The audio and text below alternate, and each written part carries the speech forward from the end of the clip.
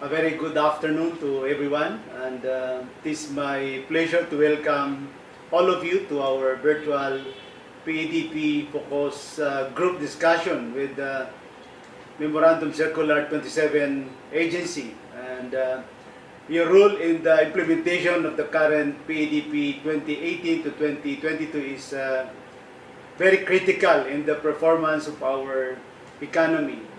And for that, I want to thank you all for giving us your time and effort in making today's meeting possible. They would like also to acknowledge the presence of the following representative of the Memorandum Circular 27 agencies. Assistant Governor Edna Villa of PSP, Senior Director Tomas Benjamin Marcelo of PSP also, and Deputy Director City Hanisa Butukan of PSP, Director Adeline Di Castro of DOLI, and Director Chad Jacinto of the Department of Foreign Affairs, Executive Director Anthony Rivera of DTI FTC, Engineer Ralph De La Cruz of DPWH, Engineer Herves Rodriguez of DPWH, and Ms. Maria Lourdes Pagtalunan of DOTR, Ms. Tisha Pai De La Rosa of Department of Agriculture, and Ms. Lucita De La Pina of DILG.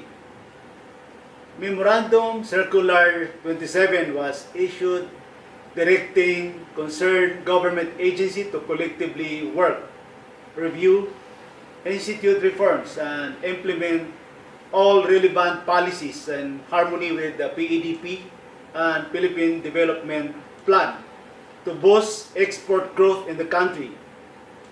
This Memorandum Circular explicitly connects PEDP with PDP, further supporting their closer synchronization and strengthening timeframes and targets.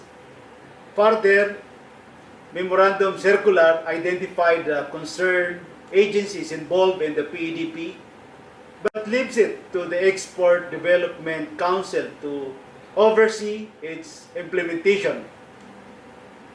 This means that the MC27 agency directed to be part of the PEDP need to be organized in such a way that would effectively apply the strategies of the PEDP, achieve the targets set in the PEDP 2018 to 2022. To refresh your memories, the three strategies under the PEDP are: improve the overall climate for export development, which include 5 action plans, such as, of course, removing the unnecessary regulatory impediments, raising productivity and competitiveness of the Philippine enterprises, upgrading export quality and standards, improving access to finance, and enhancing the export sector's innovative capacities.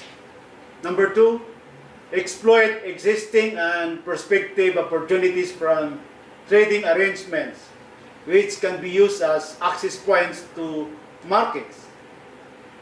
The special preferential treatment in multilateral trade, such as the GSP Plus, continue to be beneficial to our country, and the DTI's Doing Business in Free Trade Areas program is a perfect example of how trading arrangement can be exploited, which is being viewed by traders, exporters, and other businesses as an access point to specific markets.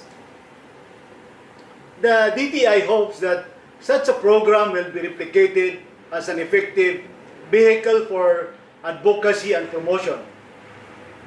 The design comprehensive packages of support for selected products and services sector.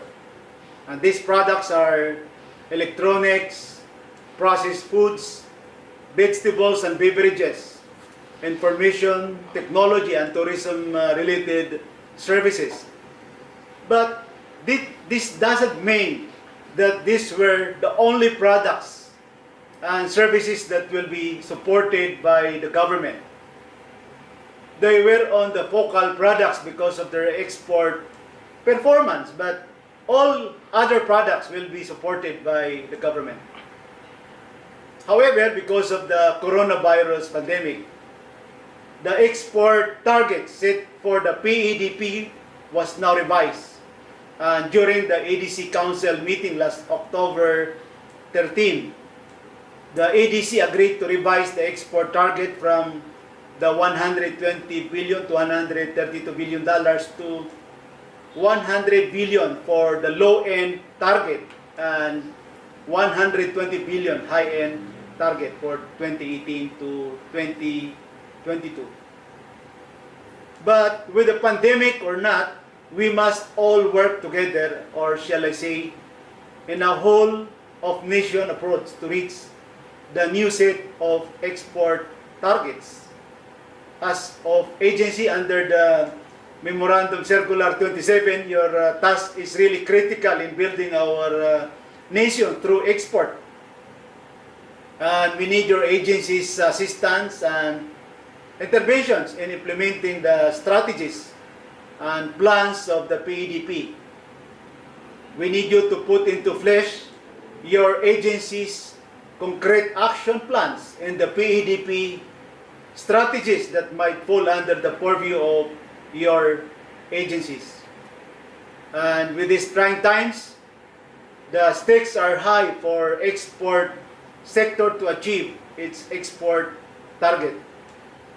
Hence, this focus group discussion exercise today will be a very helpful as we get to see your agency's inputs and contributions through your plans, strategies, and programs for the export sector. And now, as we progress in this FGD, may I reiterate that we must work as one, as a whole of nation approach for a more resilient and prosperous export industry now and in the future. With that in mind, thank you all once again to all of you for coming, and your participation in this endeavor will ensure the success of the export industry and the country as a whole. Maraming salamat po. Mabuhay po tayong lahat.